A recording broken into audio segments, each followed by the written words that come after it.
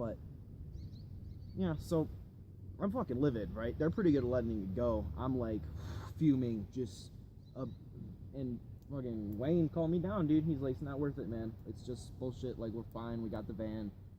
He's just a fucking drug addict up in the mountain. Like, what are you gonna do? Shit happens. And he was right, you know. I let it go, and it really is just a hammock, and it's a better story than even a hammock, really. I'll get another hammock. Like, now I got a new story. But yeah, so we drive down the mountain, we fucking go chill in Boulder, right? Because Boulder's awesome. We're waiting on Wayne's people. Boulder's legit, so why not just go there for a fucking day or two? So we did. It was awesome, like walking around town, bullshitting. We met some people down at the Source. It's actually like a homeless shelter resource, and you know, it's really interesting, like riding this line right between like like normal young adult life, living in my parents' house with my friends and peers and everything, like doing the day-to-day routine, versus being this street kid, right, who has no home at all to go back to and is relying on their own wits and the resources they can gather. And it's interesting because I'm not really either one, because I'm not at home enjoying the comforts of life, but I'm not really stuck on the street in a sense, because I can get around, and I chose to be here, even though like it still is that kind of environment lifestyle most of the time, right? Because you just end up sleeping outside and getting grimy, and it's not the worst thing, really. It's a little dirt and you smell weird, but fuck it, like, totally worth. Anyway, was in Boulder, went to this homeless resource called the Source, and it's interesting because fucking Abraham Hicks always refers to like the God energy vibration as source, right? And I'm fucking as addicted to Abraham as I am. I'm like, we're at the Source right now. This is crazy, right? And we ended up meeting two people there, and they ended up bringing their other friend in the van at one point too. The van was 7 deep with 2 dogs at one point. It was legit. But yeah, the Source, I met this girl named Jordan, and she's like super clairvoyant, and she channels and like astrally projects, and I'm like, yes, like she fucking knows. And I've heard this from Carl. My friend Carl was telling me a lot of psychics actually end up homeless on the street because they're so far high up in the clouds, in a sense, they can't ground themselves in the real universe, like reality, whatever that may be, and actually function. And I understand what Carl's talking about sometimes. But yeah, Jordan was amazing. Good luck, Jordan. Yeah, I got some pizza, met the people that work there, met some of the people that went there, stayed there. Was just like 5 minutes too late for a shower, but whatever, it happens. So it was really great meeting the people, because it was a very like, Nessie and Wayne were actually like, they're fucking weirding me out, I don't know, but I liked the people. I did, you know, they gave me that compassionate, like, I am here to genuinely help, nurturing vibe, right? And I really do value that, because with Reiki and massage therapy, I'm trying to like really live that every day, right? Like be as good to myself and other people as I can, just because that's the kind of energy I want to put out, right? And really seeing other people there, like actively working to help people on the street, and not necessarily my situation most of the time, but still there, and people that are just as valuable as you and me, because it's really only one thing, you know. People judge each other, and especially like, y'all know half of you will ignore someone on the street, begging, spanging, hitchhiking, whatever. It's just, you don't even make eye contact because you want to pretend they're not there. And you know what? Fuck you, because that's really dehumanizing, you know? And it's unacceptable in 2016, you know? Because if we're ever going to move forward as a culture, we got to all... And I tell you what, seeing resources like the Source, it gives me a lot of faith. Not only that, but the people that pick me up every day and help me out. Much love. Honestly, like I can't put it into words, but so we're just chilling in Boulder after that, go back to the van, smoking out. Eventually I got a moment of solitude, and those are real valuable on the road because trust me, like when I'm at home, I'm either trying to like chill with people, go out, do something, or I'm really just a hermit, like in my room or in the woods most of the time, you know? So I get a good amount of solitude, right? But on the road, hitchhiking, you're like out there getting rides 8, 10, 12 hours a day plus sometimes, you know? And it's awesome because you can make so much progress, but you can, it being that extroverted is fucking exhausting sometimes. As much as I like to converse and talk, 8, 10, 12 hours straight, and I'm about ready to roll over and die, right? So just that moment of that 15 minutes, half an hour solitude in the van, smoking a bowl or 5 by myself is much needed.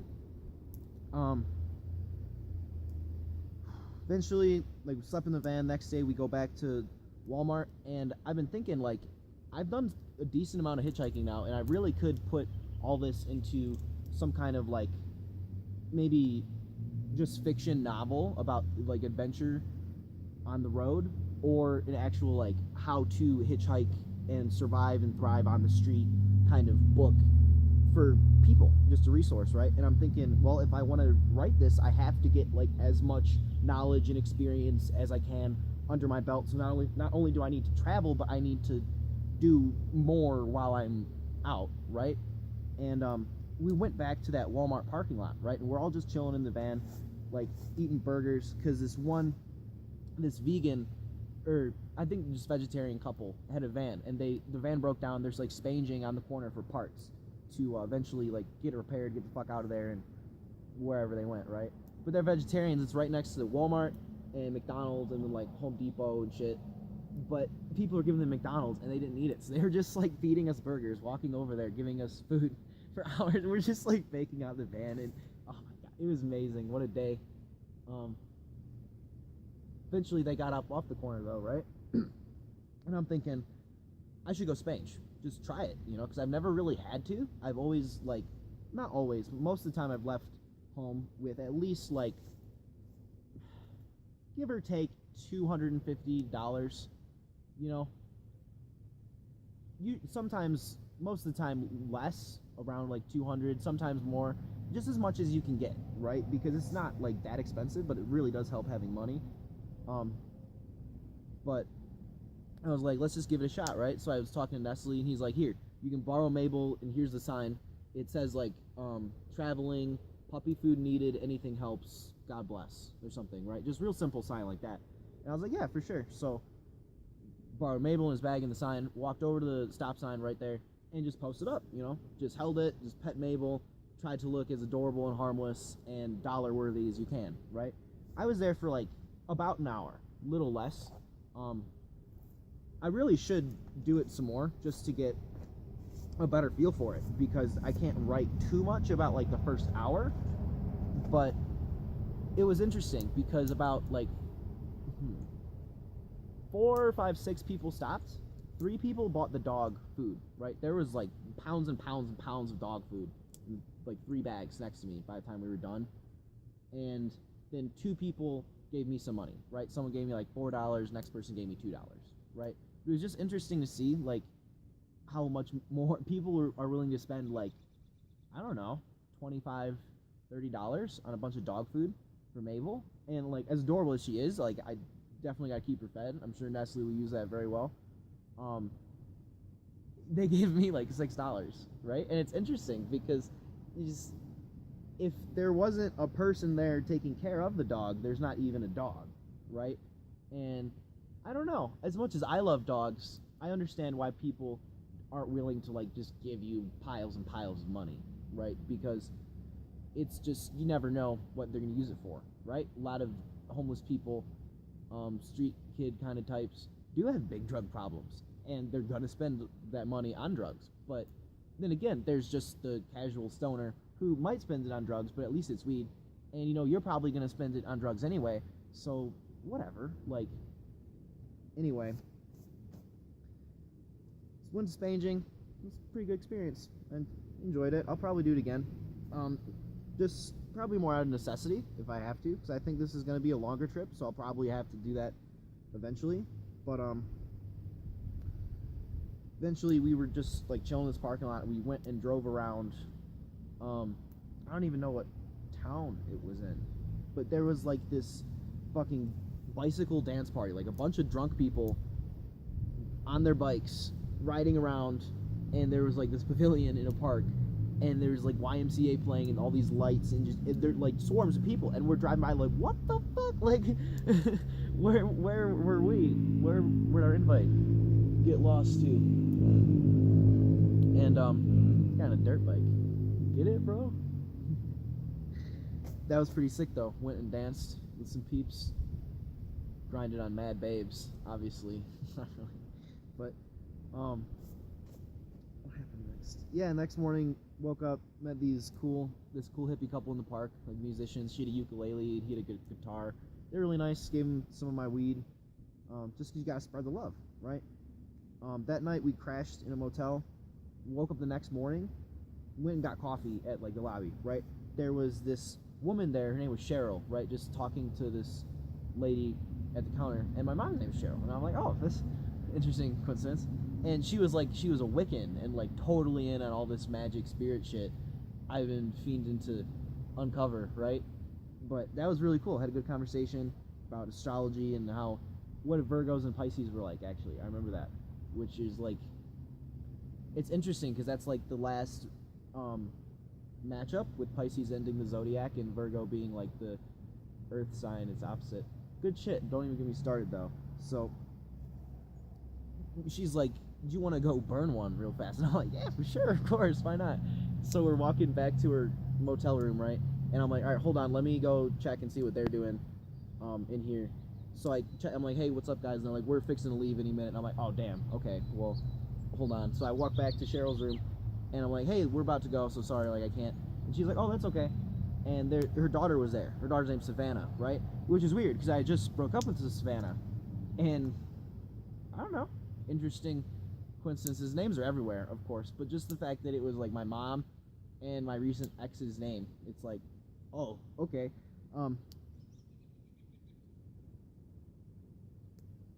What happened next? This is all kind of in order.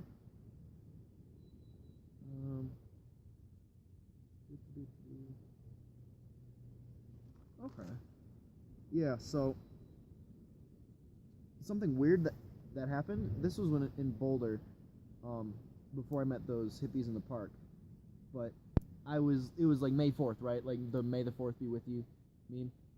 And I was thinking of that, and I just fucking posted some Yoda face thing on Instagram the other day, and just kind of laughing in my head about it. I went down to the Greyhound station to use a bathroom, right? Use it, and there's a Greyhound bus driver there. His name's Greg, right? And I'm like, what the fuck? It's my name. Like, I guess more people are named Greg than I thought.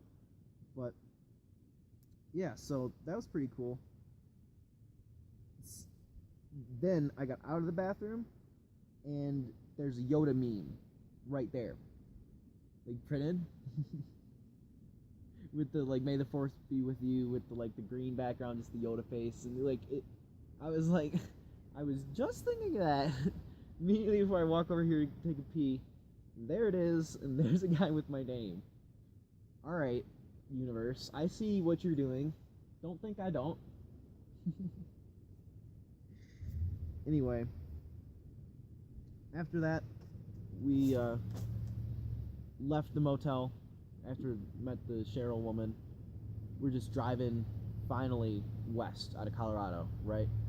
And we make it all the way to Grand Junction, right? We're just like smoking weed and listening to music. I was DJing because we got the speaker and the radio was bunk, so I'm so glad I loaded my phone with music. It was awesome.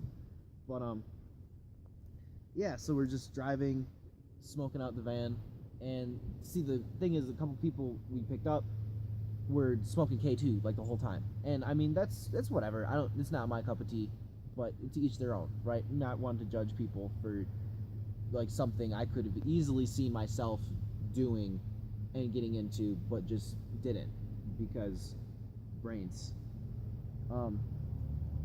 Anyway,